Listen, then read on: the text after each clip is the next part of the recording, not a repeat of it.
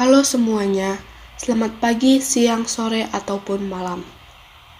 Kami dari kelompok 11 TPBE ingin mempresentasikan tentang pengaruh kepadatan penduduk terhadap jumlah penduduk terjangkit COVID-19 di Kota Balikpapan. Adapun anggota kelompok kami yaitu Diza Ratmananda sebagai ketua, Suryanto, Tria Rameidiana, M. Rafli, Saud Humonangan, Muhammad Halim, dan Roni Londong. Untuk outline dan pembicara yang ada di presentasi ini, untuk latar belakang penelitian dan manfaat penelitian akan dipresentasikan oleh Diza Ratmananda. Untuk metodologi penelitian akan dipresentasikan oleh Tria Rameidiana. Untuk hasil dan pembahasan akan dipresentasikan oleh Suryanto dan Rafli. Dan yang terakhir untuk kesimpulan akan dipresentasikan oleh Muhammad Halim. Latar belakang penelitian. COVID-19 merupakan suatu kelompok virus yang dapat menyebabkan penyakit pada infeksi sistem saluran pernafasan. Penularan COVID-19 dapat disebarkan melalui interaksi sosial, seperti tidak sengaja menghirup udara saat berbicara dengan penderita COVID-19 yang sedang bersin, batuk, dan adanya percikan air liur, serta saat berjabat tangan atau bersentuhan dengan penderita COVID-19. Di Balikpapan tidak sedikit jumlah penduduk ODP, PDP, serta pasien yang terkena positif corona atau COVID-19. Dengan demikian, penelitian ini dibuat untuk membahas lebih mendalam dengan regresi linier berganda guna membuktikan apakah faktor kepadatan penduduk pada suatu wilayah dapat mempercepat dan memperluas penyebaran COVID-19 karena dekatnya interaksi sosial pada wilayah tersebut. Penelitian ini menggunakan metode statistika cluster sampling. Selanjutnya ada metodologi penelitian. Waktu dan tempat pelaksanaan pengambilan data dilakukan pada tanggal 24-25 April 2020 dengan mencari data peta persebaran COVID-19 di Kota Balikpapan yang bersumber dari pemerintah Kota Balikpapan dan Dinas Kesehatan Kota Balikpapan. Pengambilan data ini hanya dilakukan 2 hari. Dan di sini juga dicantumkan peta Kota Balikpapan berdasarkan kecamatannya. Selanjutnya, populasi dan sampel penelitian. Populasi yang digunakan pada penelitian ini adalah jumlah penduduk Kota Balikpapan setiap kecamatan. Berikut ini merupakan tabel dan grafik jumlah penduduk di setiap kecamatan Kota Balikpapan. Di Kecamatan Balikpapan Timur, dengan luasnya 137 hektar are, terdapat 84.190 jiwa. Kemudian di Kecamatan Balikpapan Barat dengan luas 180 hektar are terdapat 93.630 jiwa. Kemudian Balikpapan Utara dengan luas 132 hektar are terdapat 160.900 jiwa. Balikpapan Tengah dengan luas 11 hektar are terdapat jumlah 106.110 jiwa. Kemudian Balikpapan Selatan dengan luas 38 hektar are terdapat 140.597 jiwa. Kemudian Balikpapan Kota dengan luas 10 hektar are terdapat 85.078 jiwa. Jadi jumlah dari luas Kota Balikpapan berdasarkan kecamatannya 508 hektar are dan jumlah jiwanya terdapat 670.505. Selanjutnya, jumlah sampel pada tanggal 25 April 2020. Di Kecamatan Balikpapan Timur, terdapat 51 ODP dan 0 PDP. Di Balikpapan Barat, terdapat 35 ODP dan 2 PDP. Di Balikpapan Utara, terdapat 111 ODP dan 4 PDP.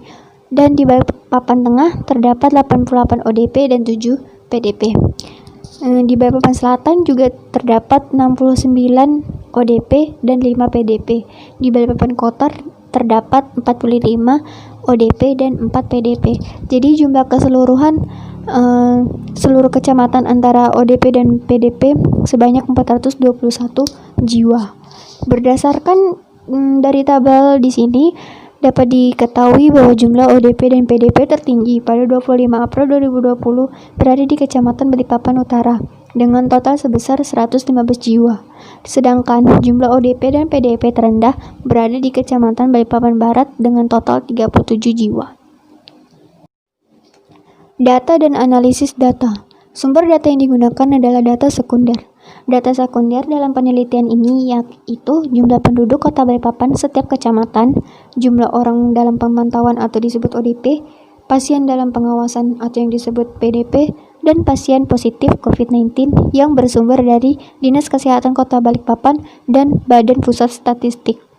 Selanjutnya, analisis data penelitian. Analisis data yang digunakan dalam penelitian ini adalah regresi linear berganda.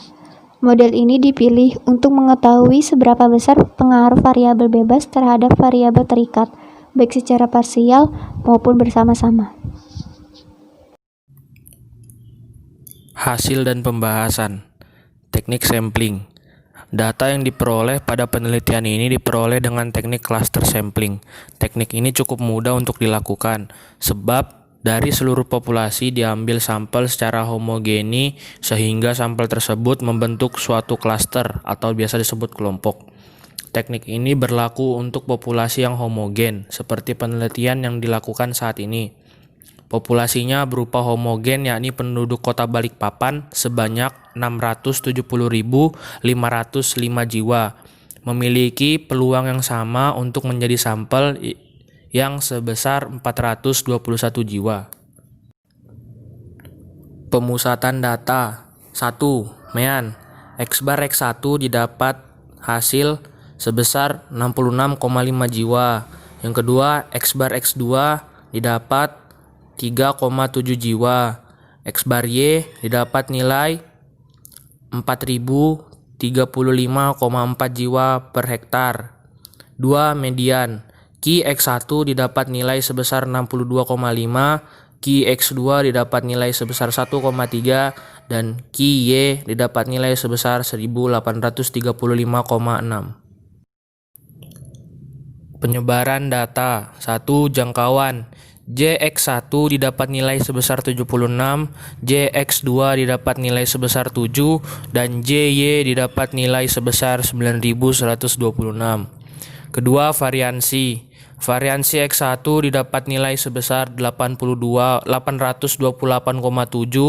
variansi X2 didapat nilai sebesar 5,868, variansi Y didapat nilai sebesar 225,17355,35. Standar deviasi. Standar deviasi X1 didapat nilai sebesar 28,7871. Standar deviasi X2 didapat nilai sebesar 2,4224. Standar deviasi Y didapat nilai sebesar 4.745,2456. Kemudian di slide 13 ini, setelah dilakukan perhitungan didapatkan kesimpulan yaitu jika F hitung lebih kecil dari F tabel atau min 3,3986 lebih kecil dari 9,55, maka H0 diterima dan H1 ditolak. Berarti tidak ada pengaruh yang signifikan antara variabel independen X1 dan X2 secara bersama-sama terhadap variabel dependen Y. Kemudian uji hipotesis pada slide 14 ini yaitu untuk mencari RY X1, RY X2, R X1 X2, RY X1 X2. Untuk mencari nilai RY X1 menggunakan rumus yaitu N sigma X1Y dikurang sigma X1 sigma Y per akar N sigma X1 pangkat 2 dikurang X1 pangkat 2 buka kurung N sigma Y1 pangkat 2 dikurang Y1 pangkat 2 dengan hasil akhir yaitu 1,0548. Selanjutnya yaitu mencari RY X2 menggunakan rumus N sigma X2Y dikurang sigma X2 sigma Y per akar N sigma X2 pangkat 2 dikurang X2 pangkat 2 buka kurung N sigma Y1 pangkat 2 dikurang Y1 pangkat 2 dengan hasil akhir yaitu 0,7515. Selanjutnya mencari Rx1 X2 sama menggunakan rumus N sigma X1 X2 dikurang sigma X1 sigma X2 per akar N sigma X1 pangkat 2 dikurang X1 pangkat 2 buka kurung N sigma X2 pangkat 2 dikurang X2 pangkat 2 dengan hasil akhir yaitu 0,5507. Kemudian yang terakhir adalah mencari RY X1 X2 dengan rumus akar RY X1 pangkat 2 ditambah RY X2 pangkat 2 dikurang 2 RY X1 RY X2 RX1 X2 per 1 dikurang RX1 X2 dengan hasil akhir 1,33795. Kemudian uji hipotesis pada slide 15 yaitu uji signifikansi koefisien korelasi berganda dapat dihitung dengan menggunakan rumus sebagai berikut. FH sama dengan R pangkat 2 per K per 1 kurang R pangkat 2 per N kurang K kurang 1 dengan hasil akhir min 3,3986 dengan F0,05 2,3 sama dengan 9,55. Jika F hitung lebih kecil dari F tabel atau min 3,3986 lebih kecil dari 9,55, maka H0 diterima dan H1 ditolak. Berarti tidak ada pengaruh yang signifikan antara variabel independen X1 dan X2 secara bersama-sama terhadap variabel dependen Y. Regresi linear berganda. Untuk mencari persamaan regresi linear berganda dapat digunakan beberapa cara, yaitu metode kuadrat terkecil, persamaan normal, dan sistem matriks. Pada penelitian ini akan digunakan metode kuadrat terkecil. Pada Balikpapan Timur, kita bisa mendapatkan nilai X1 kuadrat sebesar 2601, X2 kuadrat sebesar 0, Y kuadrat sebesar 378.225, X1 X2 0, X1 Y 31.365, X2Y sama dengan 0. Pada Balikpapan Barat, X1 kuadrat sama dengan 1225, X2 kuadrat sama dengan 4, Y kuadrat sama dengan 270.400, X1 X2 sama dengan 70, X1Y sama dengan 18.200, X2Y sama dengan 1040. Pada Balikpapan Utara didapat nilai X1 kuadrat sama dengan 12.321, X2 kuadrat sama dengan 16, Y kuadrat sama dengan 1.485.961, X1 X2 sama dengan 444, X1Y sama dengan 135.309 dan X2Y sama dengan 4.876. Pada Balikpapan Tengah didapat nilai X1 kuadrat sama dengan 7.744, X2 kuadrat sama dengan 49, Y kuadrat sama dengan 93.045.316, X1 X2 sama dengan 616, X1Y sama dengan 848.848, X2Y sama dengan 67.522. Pada Balikpapan Selatan didapat nilai X1 kuadrat sama dengan 4.761, X2 kuadrat sama dengan 25, Y kuadrat sama dengan 13.690.000, X1 X2 sama dengan 345, X1Y sama dengan 255.300, X2Y sama dengan 18.500. Pada Balikpapan Kota didapat X1 kuadrat sama dengan 2025, X2 kuadrat sama dengan 16, Y kuadrat sama dengan 72.369.40.049, X1 X2 sama dengan 180, X1Y sama dengan 382.815, X2Y sama dengan 34.028. Jadi didapat total pada X1 kuadrat sebesar 30.677, total dari X2 kuadrat sama dengan 110, total dari Y kuadrat sama dengan 181.500.000, 238.951. X1 X2 didapat total sebesar 1.655. Pada X1Y totalnya 1.671.837 dan total pada X2Y sama dengan 125.966. Selanjutnya kita akan mencari nilai dari sigma X1 kuadrat kecil, sigma X2 kuadrat kecil, sigma Y kuadrat kecil, sigma X1Y kecil, sigma X2Y kecil, dan sigma X1 X2 kecil. Lalu kita bisa mendapatkan hasil akhirnya untuk sigma X1 kuadrat kecil sebesar 4.143,5. Nilai dari sigma X2 kuadrat kecil sama dengan 29,3. Sigma Y kuadrat kecil sama dengan 83.575.809,5. Sigma X1Y kecil sama dengan 62.071,5. Sigma dari X2Y kecil adalah 37.207 dan sigma X1 X2 kecil sama dengan 192. Setelah itu kita bisa mencari nilai dari B0, B1, dan B2.